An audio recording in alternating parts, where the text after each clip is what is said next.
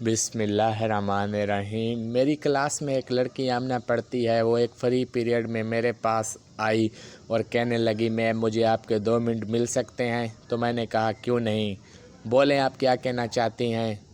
میں سمجھی کہ کوئی تعلیمی مدد لینے ہوگی، اکثر لڑکیاں فری پیریڈ میں ایسے ہی آ جاتی ہیں۔ تو اس نے کہا میم آپ اپنے پرانے کپڑے کس کو دیتی ہیں؟ میں اس کی بات سے حیران رہ گئی کہ یہ کیسا سوال ہے۔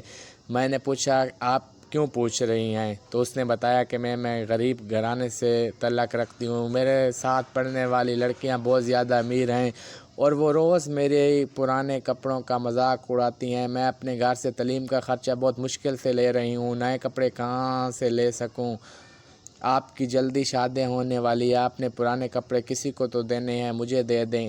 اس کی بات سن کر پہلی بار میں نے اس کے کپڑے دیکھے جو واقعی پرانے تھے لیکن سلیقے سے استری کر کے پہنے ہوئے تھے۔ مجھے افسوس سے کہنا پڑتا ہے کہ ہم کسی کی ذات پر بات کرتے ہوئے 1 منٹ بھی یہ نہیں سوچتے کہ ہمیں کیا حق پہنچتا ہے کہ کسی کو کمتر کہنے کا یا کسی کے ذاتی معاملے میں ٹانگ اڑانے کا۔ اگر کوئی امیر اور اللہ کا دیا اس کے پاس سب کچھ ہے تو کیا ہمیں یہ حق مل گیا ہے کہ ہم جس کی چاہیں بے عزتی کر دیں؟ کوئی خوف خدا نہیں ہے؟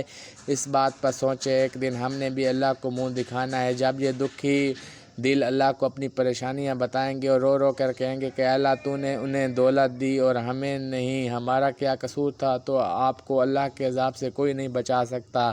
سوچیں اور لوگوں کے ذاتی معاملے میں دخل دینے سے گریز کریں، کیا پتہ وہ کس حالت میں زندگی گزار رہے ہوں۔ اللہ تبارک و تعالیٰ سے دعا ہے کہ اللہ تعالیٰ ہماری تمام مشکلات کو حل کرے، آمین ثم آمین۔